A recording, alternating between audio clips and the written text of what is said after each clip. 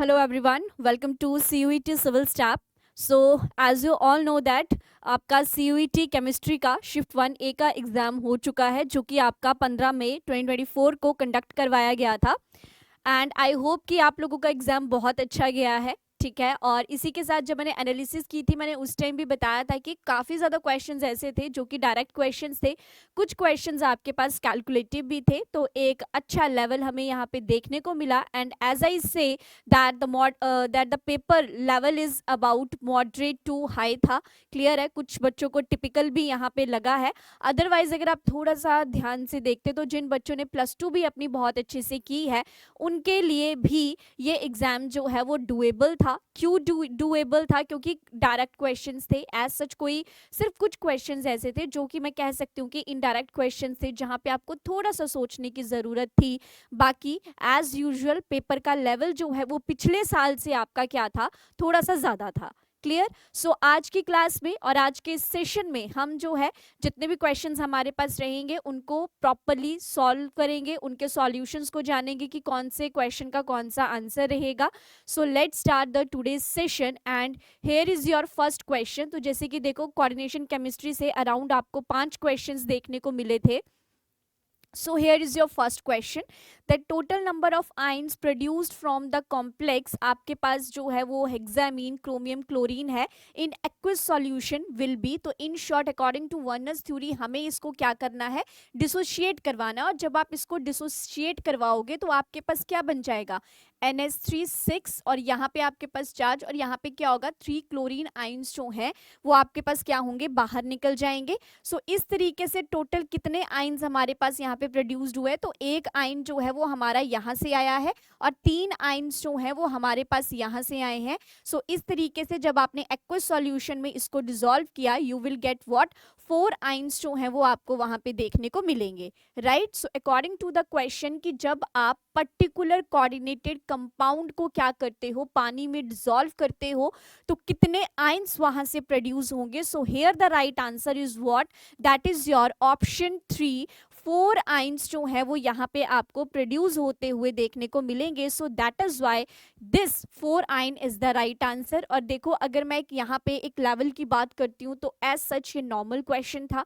जैसे ही आप coordination chemistry को पढ़ना स्टार्ट करते हैं सबसे पहले अकॉर्डिंग टू जहाँ पे आप वर्नर थ्योरी, प्राइमरी वैलेंसी और सेकेंडरी वैलेंसी को चेक करते हैं वहां पे ये सारे के सारे एग्जाम्पल्स आपके पास एनसीईआरटीज में भी दिए गए हैं। तो देख लो एनसीईआरटीज को देखते हुए ही हर क्वेश्चन यहाँ पे डिजाइन किया गया है। क्लियर? ऐसा कुछ नहीं है कि आपको कहीं और से या एनसीईआरटी के बाहर से देखने की जरूरत पड़ेगी। हाँ, मैं न्यूमेरिकल्स अप्रोच के लिए कह सकती हूँ कि आपको थोड़ा सा एक्स्ट्रा बुक्स की वहां पे जरूरत करनी पड़ती है, यूज करना पड़ता है वहां पे, बट अदरवाइज चलो क्या है कि यहाँ पे क्वेश्चन जो है वो डुएबल है।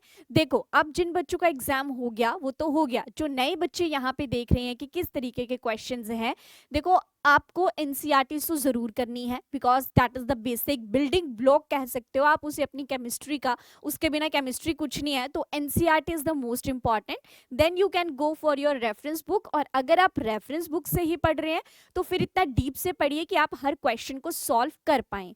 Right? So according to this question here the right answer is what, option 3, that is the 4 ions. अच्छा, अब बच्चे बोलेंगे कि हमारे क्वेश्चन पेपर में ये आंसर नहीं था, तो देखो क्वेश्चन आपके पास जो है वो आगे पीछे रह सकते हैं, क्वेश्चंस वही होंगे जो एग्जाम में आ रखे हैं। राइट? चलो नेक्स्ट क्वेश्चन देखते हैं। अभी देखो ये बहुत अच्छा क्वेश्चन था।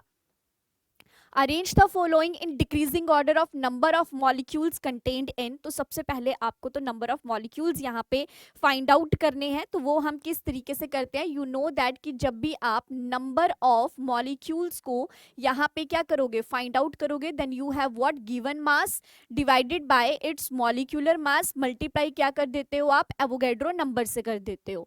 तो जैसे आपके पास क्या था, 16 ग्राम ऑफ ऑक्सीजन था, मतलब 16 divided bye 32 into Avogadro number हो जाएगा।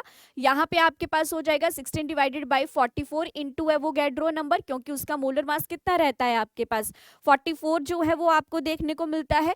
यहाँ पे आपके पास हो जाएगा 16 divided by 28 into Avogadro's number, और यहाँ पे आपके पास हो जाएगा 16 divided by 2 into Avogadro's number. So जब आप इन सारी चीजों को कैलकुलेट करेंगे आपके पास क्या होगा, एक पर्टिकुलर वैल्यू आएगी। जैसे कि इसके केस में सबसे ज्यादा थी, दैट इज 4.81 रहती है। और इसी तरीके से से अगर मैं बाकियों की यहाँ पे बात करूँ तो ऑक्सीजन के केस में आपके पास रहेगी दैट इज 3.011 इंटू 10⁻23। यहाँ पे इस तरीके की वैल्यू रहती है, यहाँ पे भी लिख लेना 10⁻23 जो है वो यहाँ पर भी आपको देखने को मिलेगा। कार्बन मोनोऑक्साइड के केस में आपके पास रहेगी अप्रॉक्सीमेट 3.44 और कार्बन डाइऑक्साइड के केस में आपके पास रहेगी यहाँ पे 2.1 के आसपास। ठीक है, बाकी सारा आप देख सकते हैं कि सेम रहेगा। अब क्वेश्चन में पूछा गया था कि डिक्रीजिंग ऑर्डर आपको फाइंड आउट करना है। ठीक है, तो मतलब कि सबसे पहले आएगा सबसे ज्यादा वाला कि यहाँ पे सबसे ज्यादा किसका है, तो नंबर ऑफ मॉलिक्यूल्स किस केस में ज्यादा देखने को मिल रहे हैं, that is in the case of hydrogen. ठीक है, सो आई कैन से कि यहाँ पे डी आपके पास क्या आएगा, फर्स्ट ऑप्शन पे आएगा।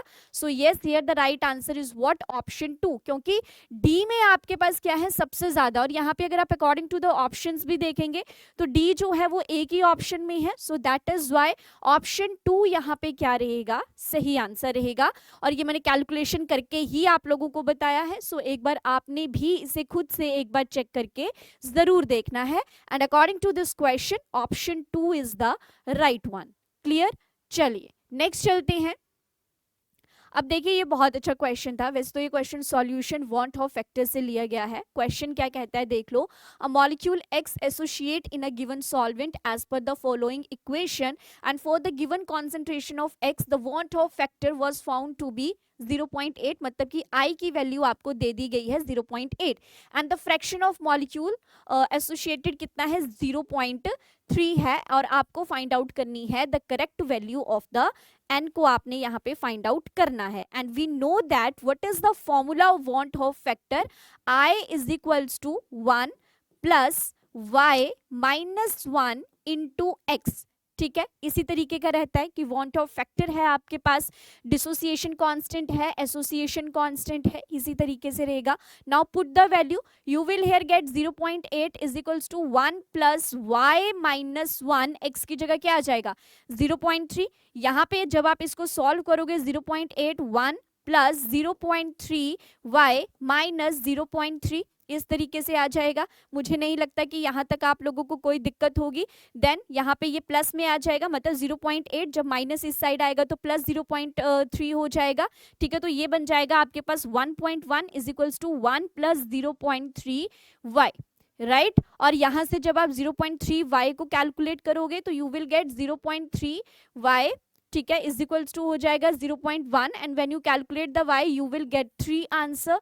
So yes, here the right answer is what, that is your option 2 रहेगा यहाँ पे सही आंसर, क्योंकि मेरे पास जो आंसर आया after the calculation that is what y is equals to 3। तो यहाँ पे देखो एक चीज थी कि if you know the formula, कि अगर आपको फॉर्मूला पता था यहाँ पे so you can calculate this question very easily. और देखो क्वेश्चन में सब वैल्यूज दे रखी थी, आपको यहाँ पे सिर्फ एक वैल्यू को फाइंड आउट करना था, क्योंकि वांट ऑफ फैक्टर डायरेक्ट दे रखा था। फ्रैक्शन ऑफ मॉलिक्यूल्स जितने यहाँ पे क्या हो रहे हैं, एसोसिएट हो रहे हैं, वो आपको दे रखे थे और आपको नेक्स्ट वैल्यू को यहाँ पे फाइंड आउट करना था। So I can say here the right answer is what, after the calculation you will get 3, right. सो इस तरीके से यहाँ पे ऑप्शन 2 सही है।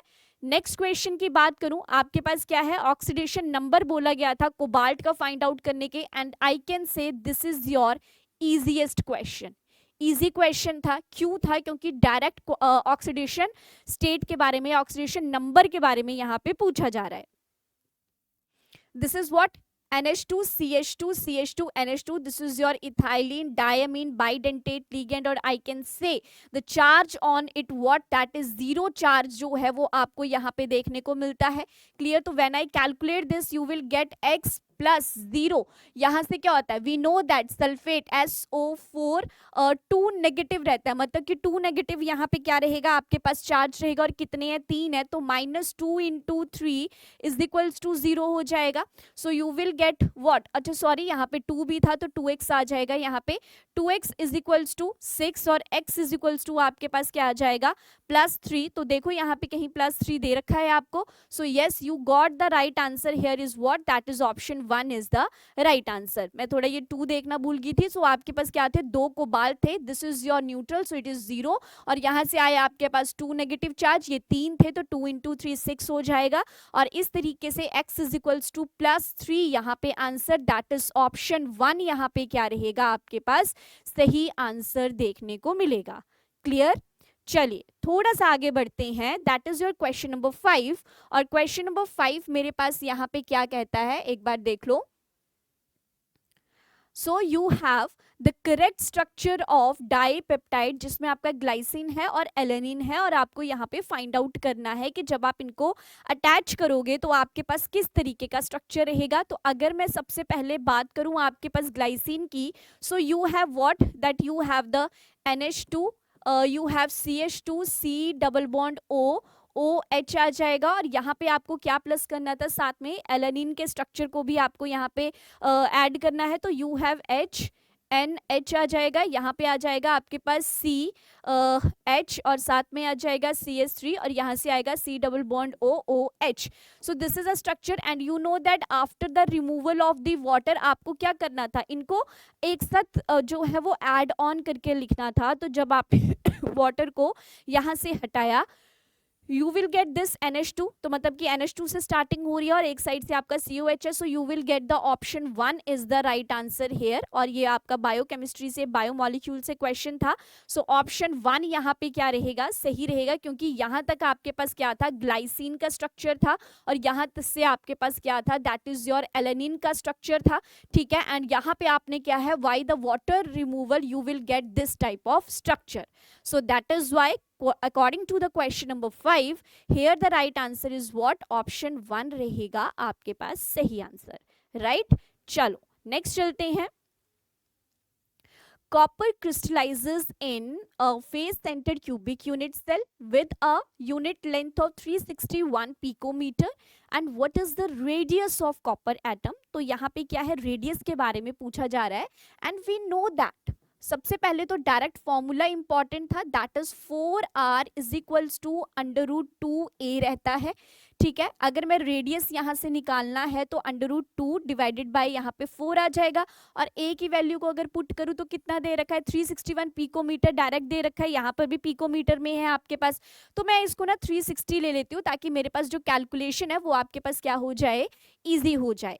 ठीक है, तो जब आपने इसको कैलकुलेट किया, वी नो दैट 4 यहाँ पे आ गया 90, and it will become 1.414 into 90 आ जाएगा। और अगर मैं इसको सिर्फ 1.4 लूँ और यहाँ से 9 लूँ, तो मेरे पास आ रहा है क्या, 9 4 36, मतलब 126 के आसपास, मतलब 127 तक जो है वो आपको यहाँ पे अप्रॉक्सीमेट, अगर मैं शॉर्ट फॉर्म में कैलकुलेशन करूँ तो 126 के आसपास था, मतलब कि 127 पिकोमीटर यहाँ पे सही आंसर रहेगा। So here the right answer is what, absolutely option 3 is the right one hair.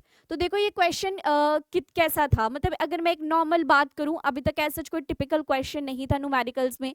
दिक्कत उन लोगों को आती है जिनको फॉर्मूला बिल्कुल भी आइडिया नहीं था। So you can check it from here कि जब आपसे radius of the copper atom और आपके पास जो है वो क्रिस्टल लैटिस FCC दे रखा है, तो मेरे पास जो डायरेक्ट फॉर्मूला था that is 4r is equals to √2a था, जहां पे a का मतलब आपके पास क्या था, एज लेंथ, जो कि आपको क्वेश्चन में ही गिवन थी, और आपको क्या फाइंड आउट करना था, रेडियस को यहाँ से फाइंड आउट करना था।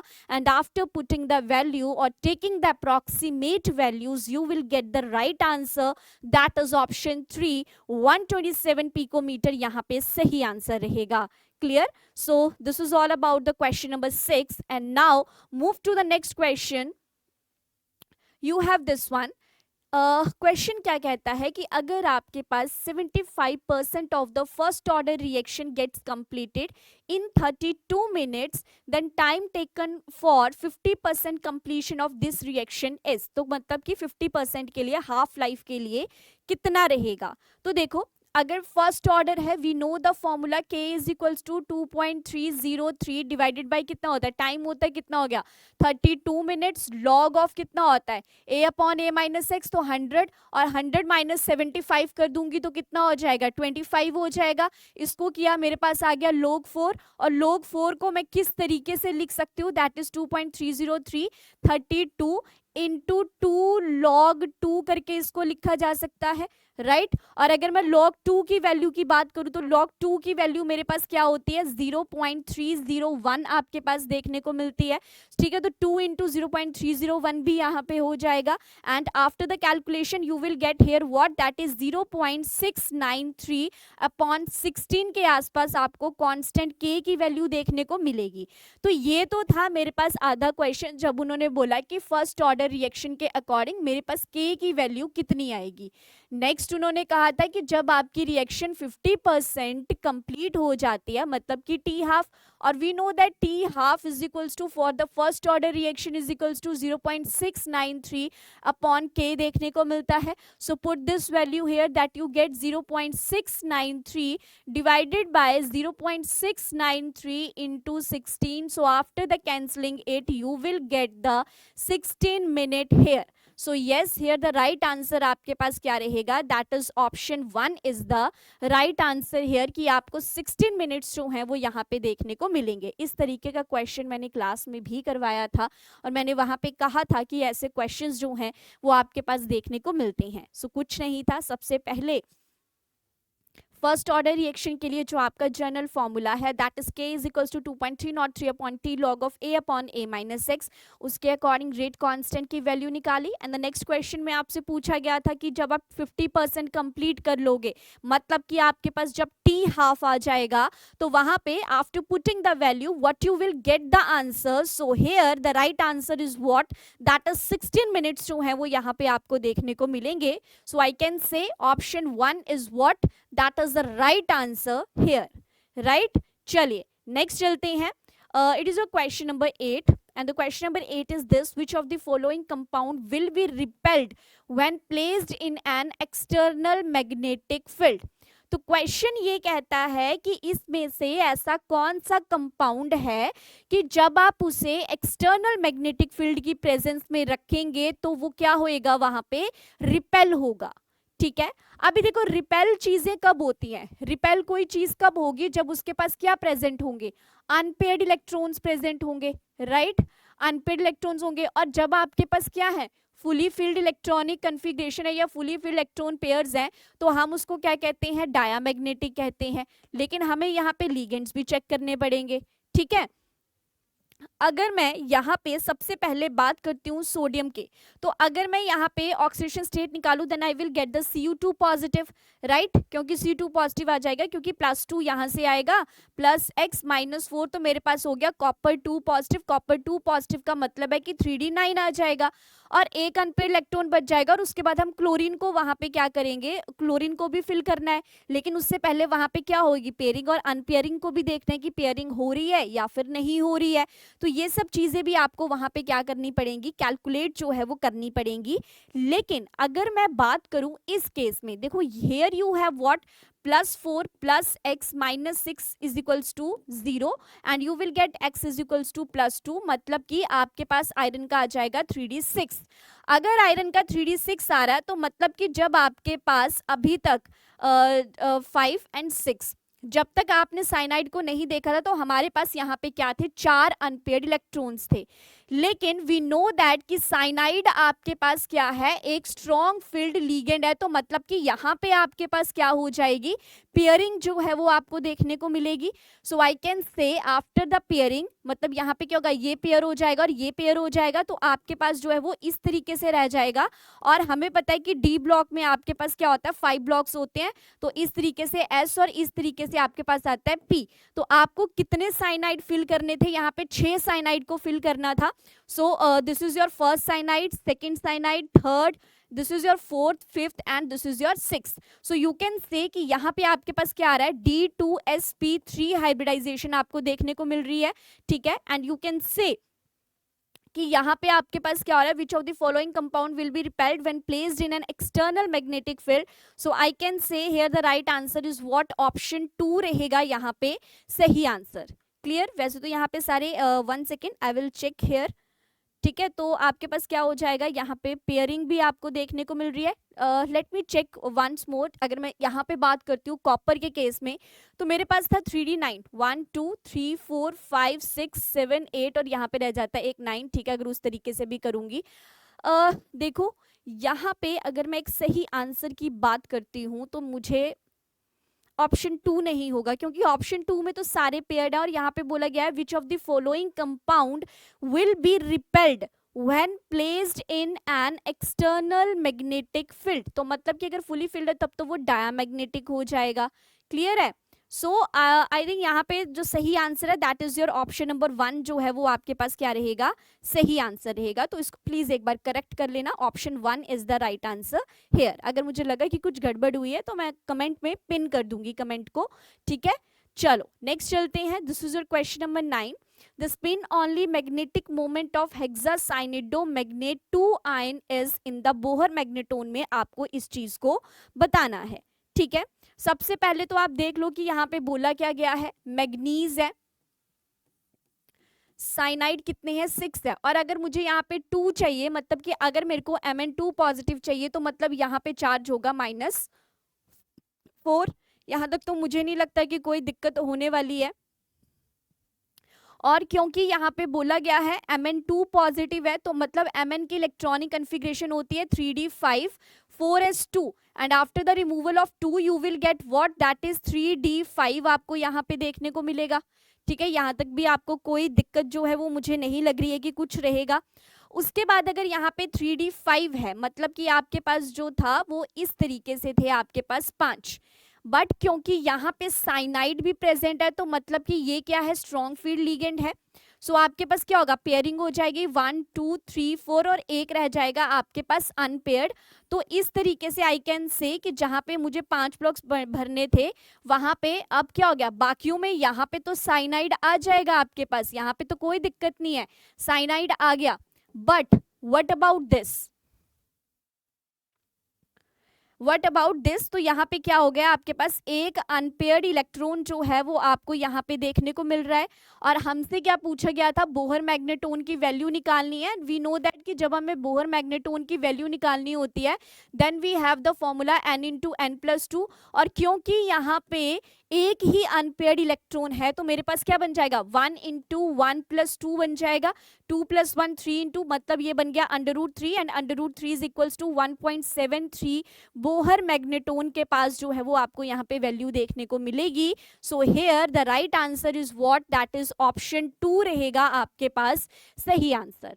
आई होप कि आपको ये क्वेश्चन क्लियर हो गया हो कि किस तरीके से करना है। देखो सबसे पहले तो हेक्सासाइनोमैग्नेट ये सारा दे रखा था, सबसे पहले तो फॉर्मूला बना लो।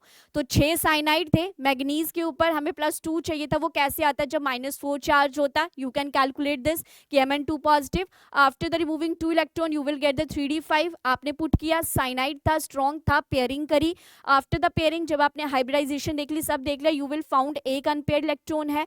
बोहर मैग्नेटोन को कैसे फाइंड आउट किया जाता है, √n×n+2 से, and you can check it from here after putting all the values you will get what, that is 1.73 Bohr magneton के आसपास आपके पास वैल्यू जो है वो देखने को मिलेगी, right. So option 2 is what, that is the right answer hair. चलिए नेक्स्ट चलते हैं। So you have next question, that is a question number 10. The correct order of increasing boiling point of the following compound, और आपके पास कौन कौन से हैं, pentane 1-ol है, नॉर्मल ब्यूटेन है, पेंटेनल है और इथॉक्सी इथेन है, ठीक है। और ऑप्शंस जो हैं वो आपके पास यहाँ पे जो हैं वो दे रखे हैं, देख लीजिए। अब देखो बॉइलिंग पॉइंट के बारे में बात की गई थी तो हमें पता है कि जहाँ पे स्ट्रॉन्ग हाइड्रोजन बॉन्डिंग होती है, ठीक है, हाइड्रोजन बॉन्डिंग का मतलब है कि जहाँ पे हाइड्रोजन एक इलेक्ट्रोनेगेटिव एलिमेंट के साथ बॉन्ड बनाता है वहाँ पे हाइड्रोजन बॉन्डिंग देखने को मिलती है, और बॉइलिंग पॉइंट आपके पास वहाँ पे क्या हो जाता है, सबसे ज्यादा हो जाता है, ठीक है। अब आप यहाँ पे देखिए, यू हैव द हाइड्रोकार्बन, ठीक है, एन ब्यूटेन है, सिंपल एल्केन है, then you have the ethoxy ethane, मतलब कि आपके पास ईथर्स प्रेजेंट हैं, then you have the aldehyde, pentanal है, and then you have the alcohol. So you know that कि अल्कोहल में सबसे अच्छी हाइड्रोजन बॉन्डिंग होती है, तो ऑब्वियस सी बात है कि पेंटेन 1-ol मतलब कि अल्कोहल्स का तो सबसे ज्यादा ही आपको देखने को मिलता, राइट। और अल्कोहल्स के बाद हमारे पास आते हैं एल्डिहाइड्स, और एल्डिहाइड्स के बाद आते हैं ईथर्स, और लास्ट में मेरे पास आते हैं क्या, hydrocarbons. So I can say here the right answer is what, option 4 रहेगा आपके पास सही आंसर। ये क्वेश्चन मैंने क्लासेस के अंदर भी करवाया है, ये कॉन्सेप्ट मैंने वहां भी करवाया था, so you can check it from here after applying the normal your concept की बॉइलिंग पॉइंट कैसे इंक्रीज करता है, कैसे डिक्रीज करता है, उसी बेसिस पे I can say here the right answer is what, that is option 4 is the right one. क्यों? क्योंकि अल्कोहल में सबसे ज्यादा हाइड्रोजन बॉन्डिंग आपको यहाँ पे देखने को मिलेगी, राइट। तो यहां तक तो क्लियर था क्योंकि अल्कोहल ही था। अब हमें चेक करना था कि यहां से कौन आता है, क्योंकि इंक्रीजिंग बोला गया था तो सबसे ज्यादा वाला हमने फाइंड आउट कर लिया। अब सबसे कम एल्केन, क्योंकि लॉन्गेस्ट कार्बन चेन थी, उसके बाद इथॉक्सीथेन and then you have the Pantanal, so you have got option 4 is the right one here, right. चलिए नेक्स्ट चलते हैं। अभी ये क्वेश्चन देखना, इन the following reaction identify the product D, जहां पे सबसे पहले यू हैव व्हाट, C6H5OH है, मतलब कि यू हैव फिनोल, और ये रिएक्शन आपके पास किसकी प्रेजेंस में हो रही है, जिंक डस्ट की प्रेजेंस में हो रही है, मतलब कि यहाँ पे रिडक्शन होगी and you will get what, that is benzene की फॉर्मेशन जो है वो आपको यहाँ पे देखने को मिलेगी। उसके बाद ये रिएक्शन हो रही है किसकी प्रेजेंस में, दैट इज CHCl3 था यहाँ पे, राइट। और साथ में आपके पास क्या प्रेजेंट था, एनहाइड्रस एल्यूमिनियम ट्राइक्लोराइड, तो फ्रीडल-क्राफ्ट टाइप रिएक्शन है, so you will get here what, that is toluene आपको यहाँ पे देखने को मिलता। एंड देन आपके पास स्ट्रॉन्ग ऑक्सीडाइजिंग एजेंट प्रेजेंट है, K2Cr2O7 है, और H2SO4 आपके पास प्रेजेंट है, तो मतलब कि ऑक्सीडेशन हो जाती है and you will get here what, that is carboxylic acid, so benzoic acid आपके पास बन जाता है। And after that you will get what, in the presence of H2SO4, और आपके सॉरी H2SO4 था, और साथ में आपके पास क्या था, HNO3 था। You can say this is what, nitration जो है वो इसे क्या कहा, नाइट्रेशन कहा जाता है। तो मतलब कि अब आपका एक इलेक्ट्रॉन विड्रॉइंग ग्रुप जो है वो यहाँ पे सब्सटीट्यूट होगा, सो you have here what, that is a carboxylic acid, और यहाँ पे मेटा पोजीशन पे आपके पास क्या आ जाएगा, नाइट्रो ग्रुप जो है वो यहाँ पे सब्सटीट्यूट हो जाएगा। So I can say here the right answer is what, that is option 4, meta nitro benzoic acid जो है वो आपके पास सही आंसर यहाँ पे देखने को मिलेगा, ठीक है। सो इस तरीके से ध्यान रखना है कि जब आपके पास एरोमेटिक रिंग है तो इलेक्ट्रॉन विड्रॉइंग ग्रुप जो है वो आपका मेटा पोजीशन के ऊपर अच्छा रिजल्ट देता है। So according to this question the right answer is what, that is meta nitro benzoic acid आपके पास रहेगा सही answer, clear. So this is all about the question number 11।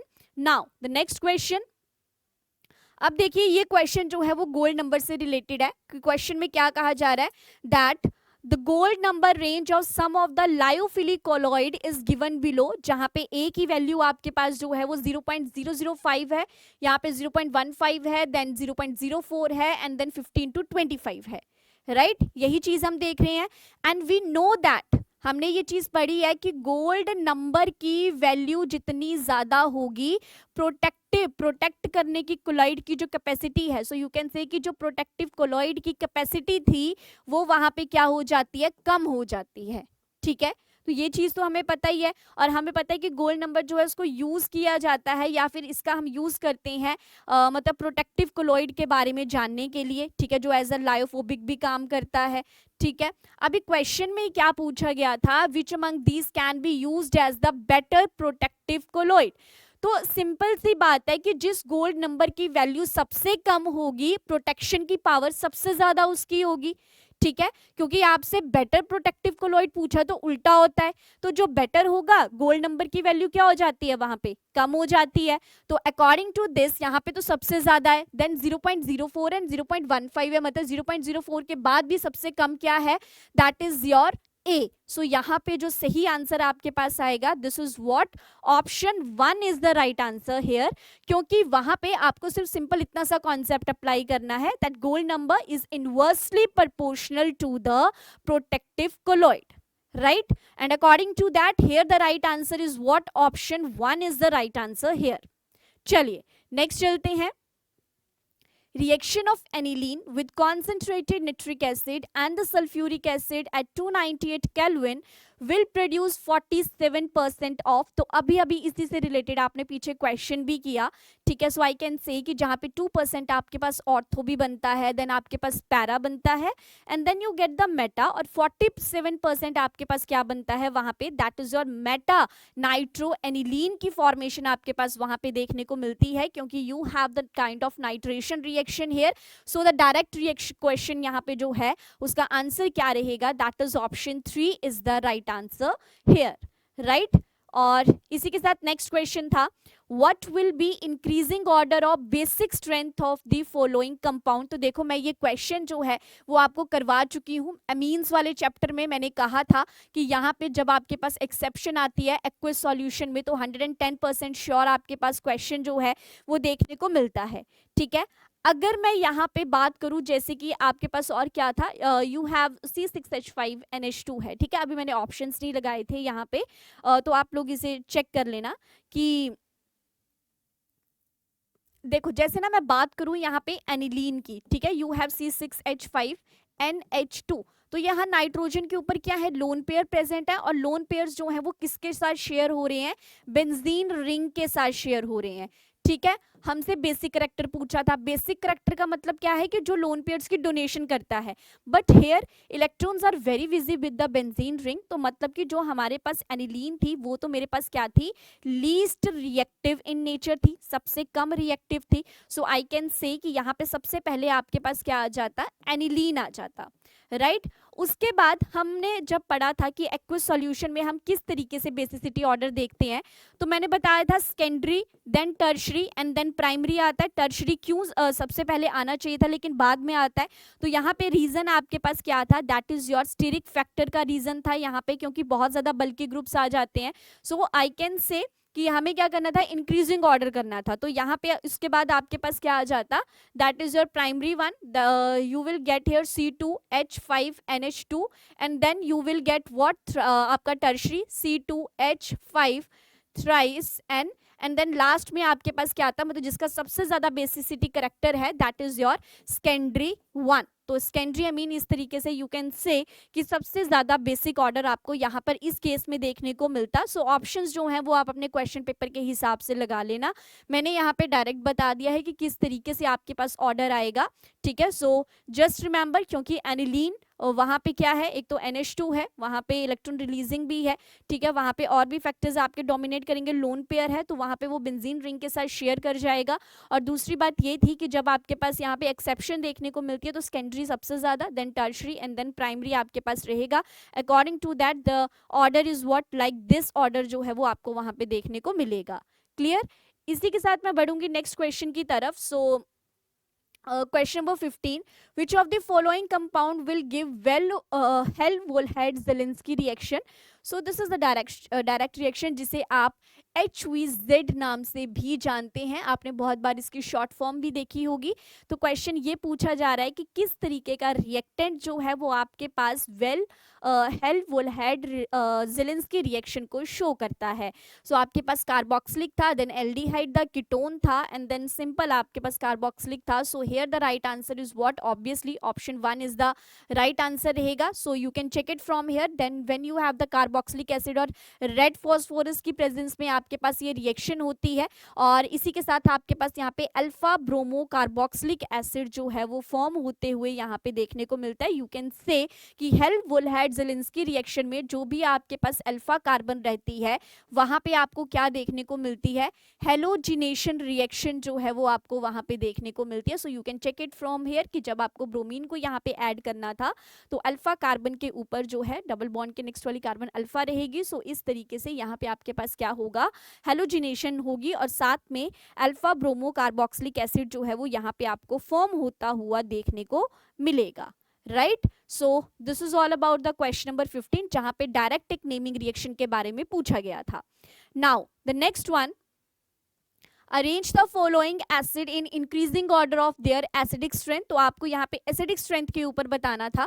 अभी भी मैं थोड़ी देर पहले उसको एक्सप्लेन कर चुकी हूँ कि जब देखो एसिडिक स्ट्रेंथ के बारे में बात चल रही है तो इलेक्ट्रॉन विड्रॉइंग ग्रुप जहाँ पे होगा तो एसिडिक करेक्टर भी वहाँ पे अच्छा खासा देखने को मिलेगा। सो आई कैन से कि यहाँ पे नाइट्रो के केस में आपके पास सबसे ज्यादा रहेगा, और इसी केस से जब आप चीजें आगे करेंगे सो यू कैन चेक कि देखो सबसे कम किसका है, that is your methanoic acid. फिर according to the you know that is the electron withdrawing group के अकॉर्डिंग तो हमारे पास भी वहां पे क्या आ जाता है, इस तरीके से रहता है कि सबसे पहले आयोडीन रहता है, फिर आपके पास ब्रोमीन आता है, देन क्लोरीन आता है, देन आपके पास क्या होता है, फ्लोरीन आता है। सो इस तरीके से फ्लोरीन एक अच्छा खासा इलेक्ट्रोनेगेटिव एलिमेंट भी है, तो वहां पे ज्यादा अच्छा विड्रॉ भी देखने को मिलता है। सो यू कैन से कि क्लोरीन देन फ्लोरीन, और लास्ट में सबसे ज्यादा आपके पास जो एसिडिक स्ट्रेंथ रहेगी वो किसकी रहेगी, नाइट्रो ग्रुप की रहेगी।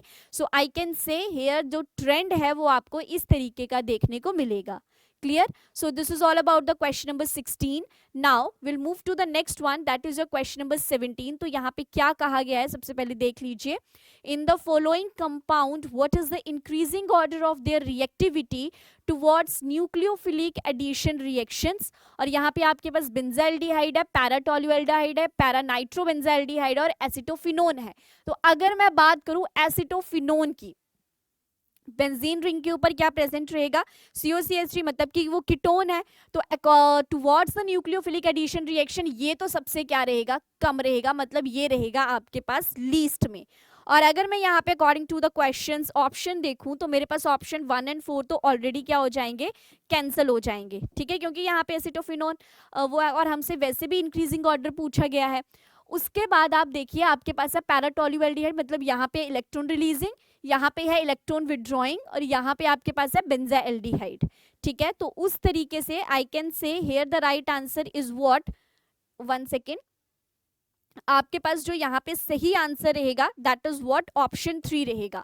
एसिटोफिनोन में सबसे कम, फिर आपके पास इलेक्ट्रॉन रिलीजिंग, देन बेंजाइल्डिहाइड, और पैरानाइट्रोबेंजाइल्डिहाइड में आपको सबसे ज्यादा न्यूक्लियोफिलिक एडिशन रिएक्शन जो है वो देखने को मिलेगा। So I can say here the right answer is what, option 3 रहेगा आपके पास सही आंसर। क्लियर? चलिए नेक्स्ट चलते हैं। The Gattermann coach reaction is used in the industrial preparation of the benzaldehyde. The electrophile involved in this reaction is. तो देखो Gattermann coach reaction मैंने भी आप लोगों को करवाई थी, और मैंने उस टाइम बताया था कि जब आप इंडस्ट्रियल लेवल पर बेंजाइल्डिहाइड की प्रिपरेशन करते हैं तो वहां पे हम गेटरमैन कोच रिएक्शन का यूज करते हैं। अब this is electrophilic substitution reaction, तो मैकेनिज्म के अकॉर्डिंग आपको बताना है कि यहाँ पे कौन सा इलेक्ट्रोफाइल आपके पास जनरेट होगा, and you have the option CO positive था, then you have HCl plus carbon dioxide, then HCO positive, इस तरीके से। So I can say here the right answer is what, option 3 रहेगा आपके पास सही आंसर। क्लियर? एक बार आप इसको यहां से भी चेक कर सकते हैं that you have what, you have the CO जहां पे नेगेटिव और पॉजिटिव चार्ज है, AlCl3 की प्रेजेंस में जहां पे कार्बोकेटाइन बनेगा, and again you will get here after the benzaldehyde की फॉर्मेशन हो रही है, तो यहाँ पे जो आपके पास रहेगा दैट इज HCO पॉजिटिव। यहां से देख लो एक बार, दिस इलेक्ट्रोफाइल जो है वो आपके पास यहाँ पे जनरेट होगा, जहां पे क्लोरीन जो है फिर उसके ऊपर क्या करेगा, अटैक करेगा। So according to this question option 3 is the right one. Clear? Next question है, formaldehyde undergoes Cannizzaro reaction because. अब आपको बताना है कि जो फॉर्माल्डिहाइड है वो कैनिजेरो रिएक्शन को शो करता है, क्यों? सबसे पहला it has alpha hydrogen atom. तो देखो अगर मैं फॉर्माल्डिहाइड की बात करूं, यू हैव HCHO, तो यहाँ पे आपके पास एक्चुअल में अल्फा हाइड्रोजन एग्जिस्ट ही नहीं करती है। ठीक है, तो पहली स्टेटमेंट तो होगी गलत। क्वेश्चन में क्या पूछा गया है, you have to find out the correct answers here. ठीक है, सो ऑप्शन ए कैंसिल है। अब आप देख लो अगर ऑप्शन ए कैंसिल है तो सेकंड भी कैंसिल हो जाएगा और फोर्थ भी कैंसिल हो जाएगा। ठीक है, अब देखते हैं बी वाली, it does not have alpha hydrogen atom, जो कि बिल्कुल सही है, मतलब कि बी ऑप्शन आपके पास बिल्कुल सही है। नेक्स्ट है, it undergoes self oxidation and reduction on heating with concentrated alkali, या फिर ये बोलता है कि इट अंडरगोज, मतलब एक में है कि वो नहीं जाता है, एक में है कि वो सेल्फ ऑक्सीडेशन और रिडक्शन को शो करता है। So here the right answer is what, सिर्फ यहाँ पे ये होगा कि सी ऑप्शन नहीं होगा, क्योंकि वो जाते हैं तो सेल्फ ऑक्सीडेशन और रिडक्शन जो है वो आपको यहाँ पे देखने को मिलती है. You can check it from here. You have the formaldehyde, ठीक है, तो HCHO के 2 मॉलिक्यूल्स लिए, concentrated KOH that is alkali की प्रेजेंस में यहाँ पे रिएक्शन हो रही है. So you can check it from here कि सेल्फ ऑक्सीडेशन भी हो रही है और रिडक्शन भी हो रही है. पोटेशियम फॉर्मेट और मिथेनॉल की यहाँ पे फॉर्मेशन आपको देखने को मिलती है. So that is why I can say according to the question number 19 आपके पास जो सही रहेगा वो क्या रहेगा, दैट इज ऑप्शन 1. सिर्फ बी और डी ऑप्शन जो है वो यहाँ पे बिल्कुल सही है. ठीक है, सो this is all about this. Now the next one, that is question number 20. In the reaction you have the given compound, ठीक है, और HI के साथ आप रिएक्शन करके प्रोडक्ट बना रहे हैं. तो वहाँ पे ये कहा जा रहा है कि यहाँ पे क्या होगा, आपके पास मिथेनॉल और साथ में आपके पास trimethyl chlorine and the products हैं, जबकि आपके पास दूसरे प्रोडक्ट्स नहीं है. और ऐसा किस वजह से आपके पास यहाँ पे देखने को मिलेगा. सो ये क्वेश्चन जो है वो यहाँ पे आपसे पूछा जा रहा है. तो यहाँ पे देखो, मैं कहूँ सबसे पहले अगर मैं मैकेनिज्म की बात करती हूँ, सो आई कैन से कि यहाँ पे डी ऑप्शन आएगा कि SN2 मैकेनिज्म जो है हम यहाँ पे फॉलो कर रहे हैं. तो मतलब कि सेकंड और फोर्थ तो आपका डायरेक्ट कैंसिल हो जाएगा. अब डी के साथ या तो ए ऑप्शन सही है या तो बी ऑप्शन सही है. And let's read it. तो ये कहता है in step 2 of the reaction the departure of leaving group create less stable carbocation. और सेकेंड में वो कह रहा है कि वो मोर स्टेबल कार्बोकेटाइन की फॉर्मेशन करता है. So here the right answer is what, that is option 1 B और डी, मतलब कि वहां पे मोर स्टेबल कार्बोकेटाइन फॉर्म होता है. सो ऑप्शन बी और डी आपके पास क्या रहेंगे, सही रहेंगे. सो इस तरीके से ऑप्शन 1 यहाँ पे क्या है, बिल्कुल सही आंसर है. क्लियर. इसी के साथ अगर मैं अच्छा आप यहाँ से भी एक बार चेक कर ले, तो you can check it from here कि SN2 मैकेनिज्म को यहाँ पे फॉलो किया जा रहा है. SN1 भी रहता है, SN2 भी रहता है, लेकिन उसके अकॉर्डिंग यहाँ पे बी और डी ऑप्शंस जो हैं वो आपके पास क्या रहेंगे, सही रहेंगे. चलो नेक्स्ट चलते हैं. Aniline does not undergo Friedel-Crafts reaction because, और ये क्वेश्चन हमने बहुत बार किया था, इवन आप लोगों ने भी मुझे इसका आंसर कई बार बताया. तो वो कहता है कि एनिलीन जो है वो फ्रीडल-क्राफ्ट रिएक्शन को शो नहीं करता है. ऐसा किस वजह से, ऐसा क्यों होता है. तो देखो एनिलीन की अगर मैं बात करूं तो यहाँ पे इस तरीके से NH2 होगा और यहाँ पे आपके पास क्या होती है, बेंजीन रिंग लगी होती है और नाइट्रोजन के पास क्या होते हैं, लोन पेयर प्रेजेंट होते हैं. और इसको किसकी जरूरत होती है, पॉजिटिव चार्ज की जरूरत होती है इसको. ठीक है, सो यहाँ से अगर मैं देखूं तो ये कहता है it form salt with the Lewis acid catalyst AlCl3. ठीक है, सोच सकते हैं, और वैसे भी वहां पे कैटलिस्ट AlCl3 यूज होता है. Then nitrogen of aniline acquire negative charge, बिल्कुल नहीं, मैंने अभी बताया कि यहाँ पे इसे पॉजिटिव चार्ज की जरूरत होती है. It acquires a positive charge. Yes, nitrogen act as a strong deactivating group in the further reaction. So I can say कि यहाँ पे बी ऑप्शन ही गलत है. So yes, option A, C और D आपके पास क्या रहेंगे, बिल्कुल सही आंसर्स आपको यहाँ पे देखने को मिलेंगे. क्लियर. सो ऑप्शन 3 यहाँ पे क्या है, सही है. आई होप कि आपको ये पॉइंट क्लियर हो गया होगा कि क्यों ऐसा हुआ, क्योंकि NH2 नाइट्रोजन के ऊपर ऑलरेडी लोन पेयर्स प्रेजेंट हैं और वहां पे आपके पास क्या होगा, ऑलरेडी नेगेटिव चार्ज है, तो उसे किसकी जरूरत है, पॉजिटिव चार्ज की जरूरत है, क्योंकि उसे तो डोनेट करने हैं. So that is why here option C is the right one. और स्ट्रॉन्ग डीएक्टिवेटिंग ग्रुप भी है फर्दर रिएक्शन में. यस, और कैटलिस्ट एल्यूमिनियम ट्राइक्लोराइड वहां पे प्रेजेंट रहता है, तो वो चीज भी आपके पास बिल्कुल सही है. सो इस वजह से यहाँ पे ऑप्शन 3 आपके पास क्या रहेगा, सही आंसर रहेगा. राइट. चलिए नेक्स्ट चलते हैं. Although chlorine is an electron withdrawing group, yet it is ortho and para directing in electrophilic aromatic substitution reaction. ऐसा क्यों होता है. तो देखो अगर मैं क्लोरीन की बात करूं सो आई नो कि ये आपके पास -I इफेक्ट को शो करता है, लेकिन जब आपका क्लोरीन एक बेंजीन रिंग के साथ अटैच होता है, और बेंजीन आपके पास क्या है, एक एरोमेटिक कंपाउंड है, और बेंजीन में क्या होता है कि आपके पास मीजोमेरिक और रेजोनेंस इफेक्ट आपको देखने को मिलते हैं. एंड वी नो दैट कि रेजोनेंस इफेक्ट जो है वो सब इफेक्ट्स के ऊपर भारी होता है.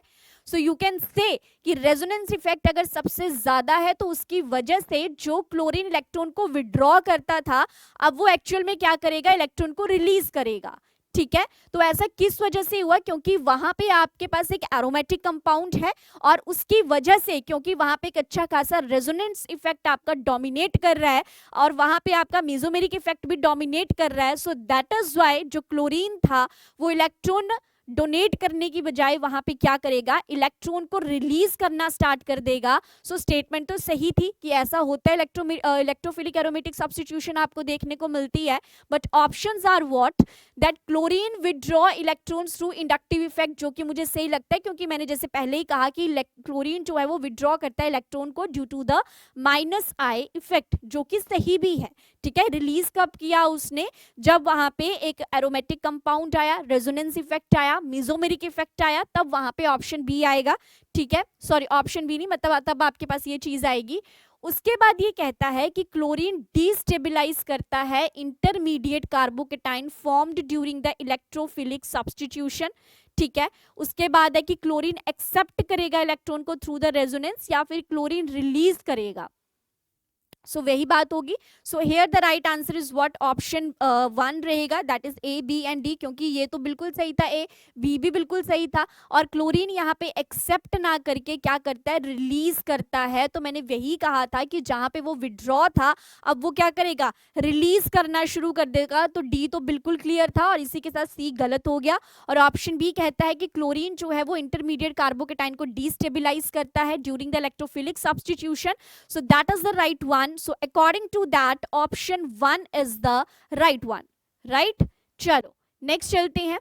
This is question number 23, that is in Itard reaction the final product is। तो बहुत बार हमने रिटार्ड रिएक्शन की है और यहाँ पे यही क्वेश्चन पूछा जा रहा है कि इटार्ड रिएक्शन में जो फाइनल प्रोडक्ट है आपके पास वो कौन सा रहेगा। So options are here, that is aromatic aldehyde, aromatic chloride, aromatic amine या फिर एरोमेटिक अल्कोहल। किस चीज की फॉर्मेशन जो है वो आपको यहाँ पे देखने को मिलेगी, ये क्वेश्चन यहाँ पे पूछा जा रहा है। सो हियर द राइट, देखो इटार्ड रिएक्शन किसकी प्रेजेंस में होती थी, क्रोमाइल क्लोराइड की प्रेजेंस में होती थी। सो that is why here the right answer is what, क्योंकि यहाँ पे एल्डिहाइड जो है वो आपके पास फॉर्म होते थे। You can check it from here. Toluene था, chromyl chloride in the presence of carbon tetrachloride, बहुत बार ये रिएक्शन क्लास में भी की थी। और इसी के साथ जैसे ही वाटर की प्रेजेंस में जब रिएक्शन की, बेंजा एल्डिहाइड जो है वो आपके पास फॉर्म होता है with the evolution of the acetic acid. So that is why option 1 aromatic aldehyde यहाँ पे क्या रहेगा, सही आंसर रहेगा। क्लियर, चलिए नेक्स्ट देखते हैं। अब मैं ये कह सकती हूँ कि सीयूईटी केमिस्ट्री में जो आपके पास मैच द फॉलोइंग के क्वेश्चंस थे वो आपके पास बहुत अच्छे क्वेश्चंस थे, डुएबल क्वेश्चंस थे, ऐसा कोई प्रॉब्लम थी नहीं यहाँ पे। तो अगर ना देखो यहाँ पे सबसे पहले बोला गया है amino acid linked in a specific sequence, मतलब कि यहाँ पे ये कह रहा है कि जब आपके पास जो अमीनो एसिड है वो एक प्रॉपर सीक्वेंस के साथ जुड़ेंगे तो हम उसको क्या कहते हैं, प्राइमरी स्ट्रक्चर कहते हैं, सेकेंडरी कहते हैं, क्वाटरनरी कहते हैं या टर्शरी। तो आई थिंक अगर स्पेसिफिक है तो यहाँ पे ए का हो जाएगा आपके पास 1। अगर ए का 1 ऑप्शन है तो मतलब 4 कैंसिल हो गया। उसके बाद था regular folding of a specific sequence of amino acid due to the hydrogen bonding, and then था फाइब्रस प्रोटीन। तो यहाँ पे आपके पास जो सही आंसर आएगा दैट इज ऑप्शन 3 आएगा, क्योंकि बी का यहाँ पे हो जाएगा सेकंड और सी का आपके पास हो जाएगा फाइब्रस प्रोटीन जो है वो आपके टर्शरी प्रोटीन्स होते हैं। और डी सॉरी यहाँ पे डी का आपके पास हो जाएगा कि स्पेशल अरेंजमेंट ऑफ 2 और मोर पॉलीपेप्टाइड वो, तो आपके पास हो जाएगा ऑप्शन 3। सो इस तरीके से यहाँ पे आपके पास जो ऑप्शन 3 था वो क्या था, बिल्कुल सही आंसर था। क्लियर, इसी के साथ नेक्स्ट था देखो ये मैं कह सकती हूँ this is very easy question, ये आप बहुत आसानी से कर सकते थे। टॉलेंस रिएजेंट क्या होता है, आपके पास अमोनिकल सिल्वर नाइट्रेट का सॉल्यूशन होता है। Johns reagent chromium trioxide sulphuric acid, बहुत बार बताया था। ल्यूकास रिएजेंट सबको पता था, कॉन्सेंट्रेटेड HCl और जिंक क्लोराइड। और फेलिंग सॉल्यूशन कॉपर सल्फेट और रॉचल सॉल्ट का मिक्सचर रहता है। सो इस तरीके से जब हमने इन सबको कैलकुलेट किया we will find here the right answer is what, that is option A, right क्योंकि हमें सभी को पता था रिएजेंट्स के बारे में यहाँ पे पूछा गया था और वो चीज यहाँ पे क्या थी, अंडरस्टूड थी, राइट। चलो नेक्स्ट क्वेश्चन। अब देखिए दिस इज क्वेश्चन नंबर 26 था ये, और जहां पे आपके पास नेमिंग रिएक्शंस दी गई थी तो मुझे लगता है कि ये नेमिंग रिएक्शन सब बच्चों को पता थी। जैसे कि वुड्स रिएक्शन में क्या होता है, आपके पास ड्राई ईथर की प्रेजेंस में और सोडियम आयोडाइड की प्रेजेंस में आपके पास जो है यहाँ पे क्या होता था, एल्केन्स की फॉर्मेशन होती थी। सो यू कैन से कि डी का यहाँ पे आपके पास क्या आ जाएगा, सेकंड। और मुझे लगता है कि यहाँ पे एक ही ऑप्शन है जहाँ पे डी का सेकंड है। सो यस 1 सेकंड, डी का सेकंड है तो ये है ऑप्शन वो, क्योंकि यहाँ पे तो डिफरेंट है तो डी क्या हो जाएगा आपके पास यहाँ पे सेकंड, क्योंकि ये रिएक्शन सब बच्चों को जनरली पता होती है। इसके बाद अगर मैं बात करूं स्वार्ट्स रिएक्शन की, तो स्वार्ट्स रिएक्शन जो है वो फ्लोरीन कंटेनिंग कंपाउंड के साथ होती थी, तो वहां पे आ गया थर्ड। उसके बाद था फिंकलस्टीन रिएक्शन, तो फिंकलस्टीन रिएक्शन होती थी आपकी सोडियम आयोडाइड के साथ, और सैंडमेयर्स रिएक्शन में आपके पास जो है कॉपर की प्रेजेंस में रिएक्शन होती थी। तो इस तरीके से ऑप्शन 4 जो है वो यहाँ पे क्या रहेगा, सही। और देखो जिन बच्चों को नहीं भी पता था, और if they people know about the Wurtz reaction जो कि सबसे ज्यादा फेमस और इजीएस्ट रिएक्शन है, तो जिस बच्चे ने ये भी फाइंड आउट किया होगा, तो according to the options you can check it from here कि एक ही ऑप्शन ऐसा था जहां पे डी का सेकंड ऑप्शन था, सो that is option 4 is the right answer hair. Clear? So this is all about this question. Next question है vitamin से रिलेटेड क्वेश्चन था। सो देखो विटामिन ए जो है वो यहाँ पे क्या आएगा सबसे पहले, उसके बाद था thiamine. Thiamine is vitamin B, मतलब कि बेरी बेरी की प्रॉब्लम होती है, मतलब कि यहाँ पे आ गया आपके पास थर्ड। सबसे पहले ढूंढो बी का थर्ड, तो ऑप्शन 3 तो सबसे पहले कैंसिल हो गया। और इसी के साथ विटामिन ए की अगर मैं बात करूं तो वो आपका होता है जीरोपेंथेल्मिया के साथ, ठीक है, तो मतलब ए का हो जाएगा सेकंड। इफ ए है सेकंड तो 3 कैंसिल, ऑप्शन 1 कैंसिल। इस्ट्राडियोल जो है वो मेंस्ट्रुअल साइकिल के लिए रहेगा, so yes here the right answer is what, option 4 that is D1। And जो आपका ग्लूकोडिस है इसकी वजह से आपको एडिसन डिजीज देखने को मिलता है, so that is why option 4 is the right answer here. Clear? So this is all about this question. Now the next one, this is a question number 28, और यहाँ पे क्या बोला गया था, in the following table match the reactant given in the list 1 with the list 2 as per the reaction of hydration of alkene under acidic condition। ठीक है, मतलब आपको एसिडिक कंडीशन और आपको हाइड्रेशन करनी है। अगर मैं इसकी बात करूं यहाँ पे OH ऐसे रिएक्शन करूं, तो यहाँ पे H पॉजिटिव और OH नेगेटिव है, तो जब भी आपके पास एसिडिक कंडीशन होती है तो वहां पे मेरे पास क्या अप्लाई होता है, that is your Markovnikov rule. और मार्कोनिकॉफ रूल क्या कहता है कि नेगेटिव पार्ट आपका उसके पास जाएगा जहां पे lesser number of hydrogen atom आपके पास प्रेजेंट है, तो मतलब कि ये आपके पास जाएगा यहाँ पे, और H पॉजिटिव आपका जाएगा जहां पे मोर हाइड्रोजन है। सो आई कैन से कि यहाँ पे किस तरीके के प्रोडक्ट की फॉर्मेशन होगी, like you will get the OH। तो यहाँ पे A का मेरे पास क्या बन रहा है, दैट इज A मेरे पास आ रहा है सेकेंड। और अगर मैं ऑप्शंस की बात करूं तो यहाँ पे सिर्फ एक ही ऑप्शन है जहां पे A का सेकेंड है, so you can check it from here कि यहाँ पे सही आंसर आपके पास क्या होगा, that is option 3 is the right one here. तो अगर आप यहाँ पे सिंपल इतनी कंडीशन को भी जान सकते कि हाइड्रेशन और अंडर एसिडिक कंडीशन है, मतलब H पॉजिटिव और OH नेगेटिव है, तो मार्कोनिकॉफ रूल अप्लाई होगा, negative part goes to that part जहां पे lesser number of hydrogen atom आपके पास प्रेजेंट रहेंगे, और यहाँ पे ऑप्शन में वो सिर्फ एक ही ऑप्शन है, so you can say that option 3 is the right answer hair. Clear? चलो नेक्स्ट है, which among the following is not an analgesic, so you can say that कि सबसे पहले तो हमें analgesics पता है कि क्या होते हैं, तो यहाँ पे analgesics जो हैं कुछ narcotic drugs भी रहते हैं, कुछ नॉन narcotics भी रहते हैं आपके पास, ठीक है। analgesics जो है वो एज अ मतलब पेन को कम करने के लिए भी आप इनका यूज करते हैं, तो यू कैन से कि पेन रिलीविंग में ये काम करते हैं। तो मॉर्फिन, कोडीन और हीरोइन ये तीनों ही क्या है आपके पास, narcotics एनाल्जेसिक ड्रग्स हैं। जबकि अगर मैं रेंटिडीन की बात करूं तो रेंटिडीन आपके पास क्या है, एज अ एंटासिड हम इसका यूज करते हैं, ठीक है, जब बहुत ज्यादा एसिडिटी हो जाती है उसको न्यूट्रलाइज करने के लिए। सो ऑप्शन 4 क्या रहेगा, यहाँ पे सही आंसर रहेगा। क्लियर? इसी के साथ नेक्स्ट है, that is your question number 30। The increasing order of acidity of the following compound based upon the pKa value. So we know that कि आपके पास acidity, log of acidity constant की value क्या होगी, जितनी ज्यादा होगी एसिडिटी क्या होगी उतनी ही कम जो है वो आपको देखने को मिलेगी, ठीक है।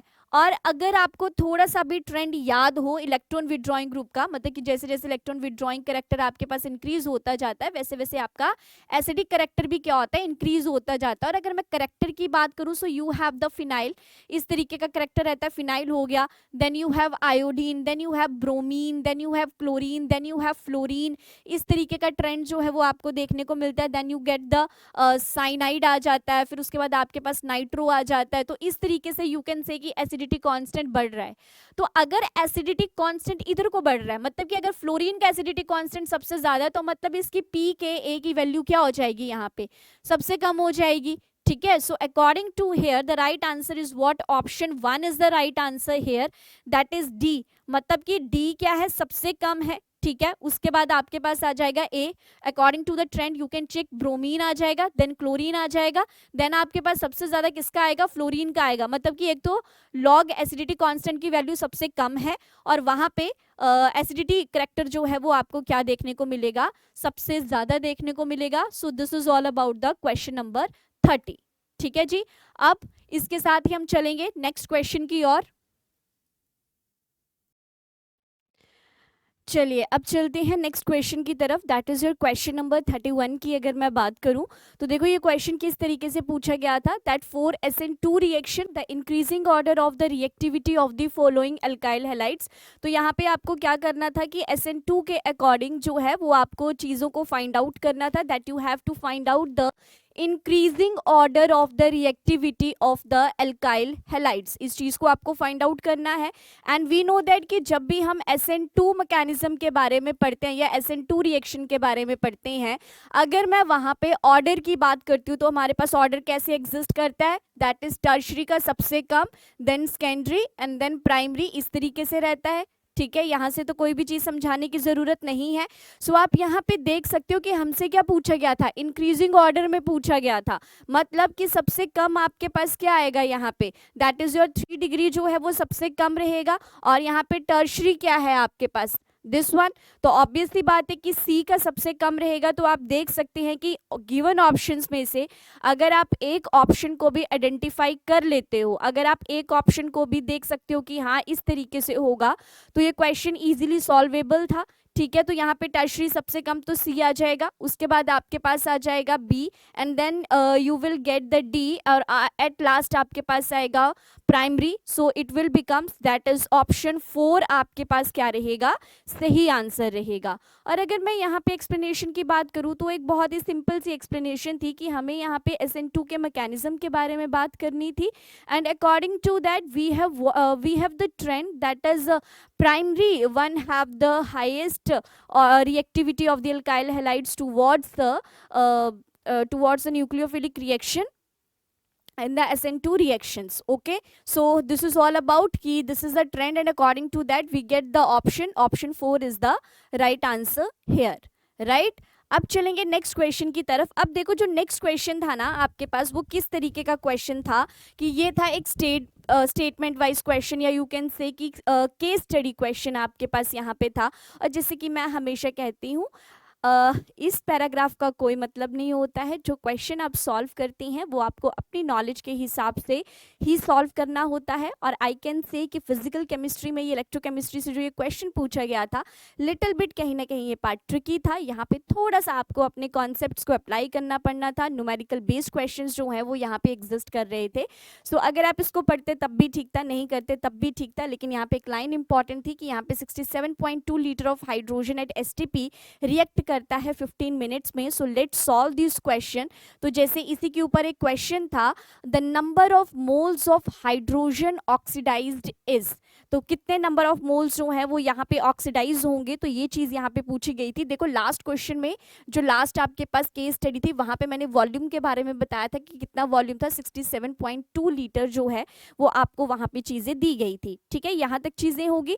अब आपको यहाँ पे क्या निकालने को बोला गया था, नंबर ऑफ मोल्स निकालने को बोला गया था। तो गैसेस के केस में हम नंबर ऑफ मोल्स कैसे फाइंड आउट कर सकते हैं, that is your given mole divided by it's standard, that is 22.4। And when you solve this, ठीक है, जब आप इसकी कटिंग वटिंग करेंगे, प्रॉपर इसको डिवाइड करेंगे, you will get the answer here 3 मोल जो है वो आपके पास सही आंसर आएगा। तो यहाँ पे जो सही ऑप्शन आपके पास रहेगा that is your option 3 is the right answer. 3 moles जो है वो आपके पास यहाँ पे देखने को मिलेंगे। क्लियर? सो इस तरीके से ये क्वेश्चन आपका सॉल्व होना था। इसी तरीके से नेक्स्ट क्वेश्चन की बात करूं तो नेक्स्ट क्वेश्चन में वो कहता है the number of moles of electron produced in the oxidation of 67.2 litre of hydrogen at STP। तो यहाँ पे वो पूछ रहा है कि कितने number of moles of electrons जो हैं वो प्रोड्यूस होंगे। तो ये बहुत सिंपल सी चीज़ थी यहाँ पे कि कितने आपके पास जो है वो प्रोड्यूस होंगे। तो देखो एक हाइड्रोजन देगा 1 इलेक्ट्रॉन और 2 हाइड्रोजन देंगे 2 इलेक्ट्रॉन। ठीक है, तो अभी हमारे पास यहाँ पे कितने हाइड्रोजन हाइड्रोजन है, 2 हाइड्रोजन है, और कितने नंबर ऑफ मोल्स निकले थे पीछे, 3 मोल्स निकले थे हमारे पास, ठीक है। और इसी से हमारे पास यहाँ पे क्या आ जाएगा, 2 into 3 दैट इज 6 मोल्स जो है वो आपको यहाँ पे देखने को मिलेगा। So here the right answer is what, that is option 4 is the right answer. I hope that this thing is clear to all of you कि किस तरीके से किया है। देखो फर्स्ट क्वेश्चन में हमसे जो है वो 67.2 लीटर जो है वो वॉल्यूम के बारे में बताया गया था, और वहाँ पे पूछा था कि किस तरीके से जो है वो नंबर ऑफ मोल्स आएंगे या ऑक्सीडेशन जो है वो किस तरीके से होगी, तो डिवाइड किया। उसके बाद पूछा कि कितने इलेक्ट्रॉन्स वहाँ पे प्रोड्यूस होंगे, तो सिंपल सी बात है कि एक हाइड्रोजन प्रोड्यूस करता है एक इलेक्ट्रॉन, 2 हाइड्रोजन प्रोड्यूस करते हैं 2 इलेक्ट्रॉन। तो ऑब्वियसली कि जहाँ पीछे आपके पास 3 मोल्स आए थे, जब आप उसको 2 से मल्टीप्लाई करोगे you will get the answer, that is 6 moles आपके पास देखने को मिलेंगे। Clear? So according to this option 4 आपके पास क्या रहेगा, सही आंसर रहेगा। नेक्स्ट है the quantity of electricity produced in the oxidation of 67.2 litre of hydrogen at STP. तो यहाँ पे आपके पास जो है अगेन वही पूछा गया कि कितनी क्वांटिटी जो है वो आपको यहाँ पे देखने को मिलेगी। तो इस चीज़ को हम किस तरीके से सॉल्व करते हैं, जस्ट एक बार जो है वो चेक कर लो, ठीक है। सो यहाँ पे क्या होगा, द क्वांटिटी ऑफ इलेक्ट्रिसिटी में कि किस तरीके से आएगा, तो देखो हमारे पास जो है वो 6 मोल्स निकले थे, ठीक है। 3 into 2 = 6 किया था हमने। अब वहाँ पे इलेक्ट्रिसिटी के बारे में पूछा गया, तो आप इसको मल्टीप्लाई कर दोगे किससे, 96,500 कूलम से, एंड आफ्टर दैट जब आप इसको सॉल्व करेंगे you will get here the answer, that is your option 2, ठीक है। तो आपके पास जो है ऑप्शन 2 जो है वो यहाँ पे क्या आएगा, बिल्कुल सही आंसर जो है वो आपको देखने को मिलेगा। तो एक बार इसको जरूर आप लोगों ने भी सॉल्व करके देखना है। So when you solve it, मतलब 3 into 2 into 96,500 जब आप करेंगे तो आपके पास जो सही आंसर आएगा दैट इज ऑप्शन 2 जो है वो यहाँ पे सही आंसर देखने को मिलेगा। क्लियर? और इसी के साथ नेक्स्ट क्वेश्चन था, if the entire current produced is used for the electrodeposition of silver, जहाँ पे atomic weight 108 के बराबर है, from silver one solution the amount of silver deposit will be। तो देखो ये क्वेश्चन जो है वो आपका कहाँ से आया था, फेराडेज लॉ से आपका ये क्वेश्चन जो है वो देखने को मिला है, जहाँ पे आपके पास क्या होता है, वेट है और साथ में इक्विवेलेंट वेट है, और यहाँ पे आपके पास जो है बोला कि if the entire current produced is used for the electro deposition अगर आप करते हैं, तो देखो यहाँ पे क्या होता था, उसका इक्विवेलेंट वेट और मतलब जो फेराडे सेकेंड लॉ था उसके अकॉर्डिंग चलेंगे तो 6 फेराडे हमारे पास पीछे निकले थे, और यहाँ पे हमारे पास फेराडे आ गया, तो यहाँ से ये चीज कैंसिल हो जाएगी। वेट को जो है हमने यहाँ पे फाइंड आउट करना है, इक्विवेलेंट वेट जो है वो 108 के बराबर आएगा, और यहाँ पे आ जाएगा आपके पास 6, ठीक है। सो उसके अकॉर्डिंग आपके पास जो यहाँ पे सही आंसर आएगा that is what you can solve it from here 648, ठीक है। ये यहाँ पे इस तरीके से मल्टीप्लाई हो जाएगा and you will get what,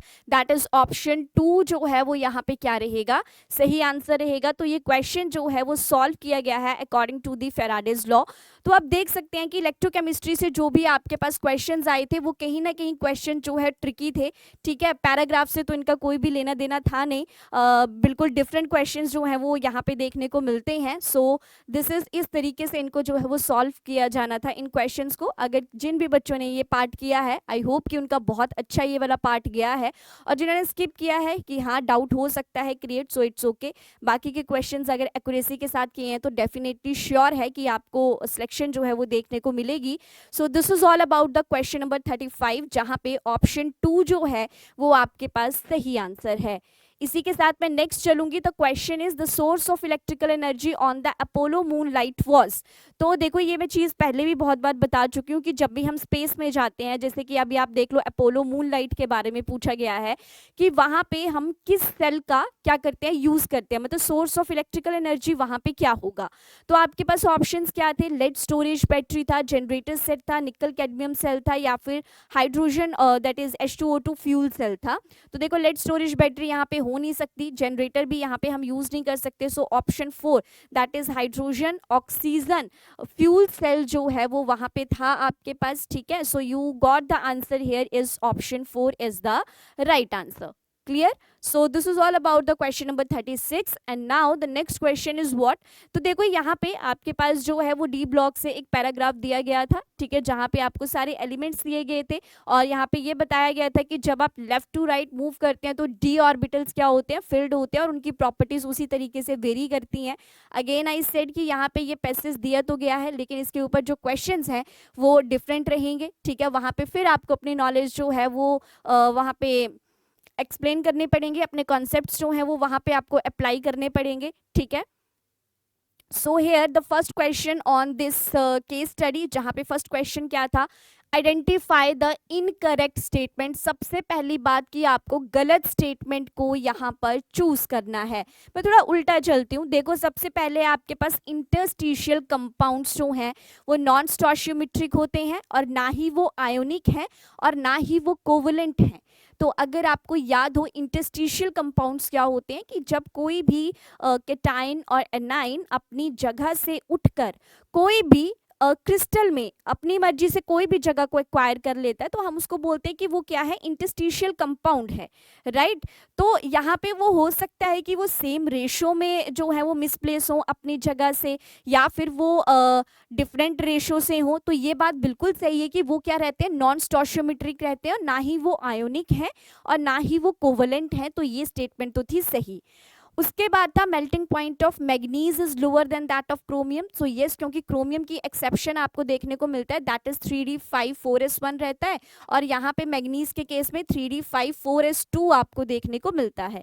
so half filled जो है वो ज़्यादा स्टेबल है तो उसे बॉयल करने के लिए ज़्यादा टाइम लगेगा. सो ये वाली स्टेटमेंट भी बिल्कुल सही है. नेक्स्ट था कि जो जिरकोनियम और हफोनियम है वो शेयर करते हैं ऑलमोस्ट आइडेंटिकल न्यूक्लियर प्रॉपर्टीज को, जो कहीं ना कहीं सही भी है क्योंकि अगर आपने सुना होगा तो जिरकोनियम और हफोनियम जो है वो ऑलमोस्ट सेम प्रॉपर्टीज को शो करते हैं due to the what, that is lanthanoid contraction की वजह से ये सब चीज़ें आपको देखने को मिलती हैं, ठीक है, जहाँ पे एक study decrease in the atomic size भी आपके पास एग्जिस्ट करता है. And what about the option 1, ये कहता है कि जो सेकेंड आयनाइजेशन एंथैल्पी है सिल्वर की वो ज़्यादा है सेकेंड आयनाइजेशन ऑफ प्लेटिनम से. सो ये स्टेटमेंट जो है वो बिल्कुल गलत स्टेटमेंट है. And according to the question the right answer is what, option A. That means कि फर्स्ट स्टेटमेंट जो है वो आपके पास क्या रहेगा, according to the question that is the right answer and that is also the wrong statement among these options. Clear? I hope कि ये चीज़ें आपके पास क्लियर हो गई हैं. चलते हैं नेक्स्ट क्वेश्चन की तरफ. Which of the following is the correct order of second, sorry यहाँ पे गलत लिखा गया है, it is your second ionisation enthalpy के बारे में पूछा जा रहा है. तो आपके पास क्या क्या है यहाँ पे, वेनेडियम है, क्रोमियम है एंड देन आपके पास क्या है, मैग्नीज है. अगर मैं यहाँ पे बात करूँ सो यू हैव 3d5,4s2, यहाँ पे बात करूँ 3d5,4s1 आएगा आपके पास, ठीक है, और वेनेडियम 23 आता है, 3d3,4s2 आ जाएगा, ठीक है. अब इन्होंने फर्स्ट जब यहाँ से निकाला, फर्स्ट यहाँ से निकला, फिर फर्स्ट यहाँ से निकला, फिर फर्स्ट यहाँ से निकला. अब आप देख सकते हो कि सेकेंड आयनाइजेशन एंथैल्पी तो सबसे ज्यादा किसकी होगी, क्रोमियम की होगी. क्यों? क्योंकि यहाँ पे क्या बच रहा है, after the removal of 1 electron you get the 3d5 जो कि आपके पास क्या है, half filled stable electronic configuration है, राइट. अब ये तो क्लियर हो गया कि क्रोमियम की सबसे ज्यादा है, ठीक है. अभी अगर आप ऑप्शंस में देखेंगे ध्यान से तो क्रोमियम की कहीं भी सबसे ज्यादा नहीं है, लेकिन हम ऑप्शन 3 के ऊपर फोकस कर सकते हैं, ठीक है. सो उसके बाद अगर मैं बात करूँ तो देखो यहाँ से सेम था, ठीक है, लेकिन किस तरीके से रहेगा, उसके बाद मैग्नीज आ जाएगा और वेनेडियम में सबसे ज्यादा जो है वो वहां पे देखने को मिलेगी. So yes, here the right answer is what, option 3 रहेगा आपके पास सही answer. Clear? I hope that this thing is clear to all of you.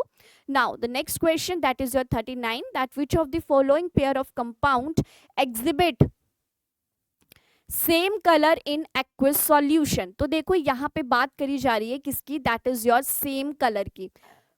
और मैंने हमेशा आपको एक बात कही है कि जब भी आप डी ब्लॉक एलिमेंट्स को स्टडी करते हैं तो वहाँ पे अनपेयर्ड इलेक्ट्रॉन्स के ऊपर क्वेश्चन, मैग्नेटिक प्रॉपर्टीज के ऊपर क्वेश्चन, ओके और इसके बाद बोहर मैग्नेटोन जब आप निकालते हैं उसके ऊपर क्वेश्चन, और कलर्स के ऊपर क्वेश्चन जो है वो डेफिनेटली आपसे पूछे जाते हैं। क्लियर। अभी यहाँ पे पूछा गया था कि इसमें से कौन सा पेयर है जहाँ पे आपके पास क्या होगा, सेम कलर एक्वस सॉल्यूशन में फॉर्म होगा। सो ऑब्वियस सी बात है कि जहाँ पे आपके पास क्या होंगे, सेम अनपेयर्ड इलेक्ट्रॉन्स रहेंगे, वहाँ पे सेम कलर की फॉर्मेशन जो है वो आपको देखने को मिलेगी। यही कहा गया है इस क्वेश्चन में, और यही एक कॉन्सेप्ट जो है वो यहाँ पे अप्लाई भी होगा। So according to that here the right answer is what, that is option 2, क्योंकि यहाँ पे आपके पास क्या रहेगा, same number of unpaired electrons जो हैं वो आपको देखने को मिलेंगे। Clear. So this is all about this question where option 2 is the right answer. Next चलते हैं, this is your question number 40, which metal has the highest oxidation state in the first row transition series. तो देखो ये question बहुत ही ज्यादा easy था, ठीक है। इस क्वेश्चन में कोई भी आपके पास कैलकुलेशन नहीं थी, तो जिसने भी मैंने क्लासेस के बीच में भी ये चीज बहुत अच्छे से करवाई है। So what is in this कि किसकी सबसे ज्यादा रहती है, तो अगर आप यहाँ पे चेक करेंगे, सो मैग्नीज की आपके पास जो है वो +7 तक ऑक्सीडेशन स्टेट जाती है। So here the right answer is what, option 3 रहेगा आपके पास सही answer.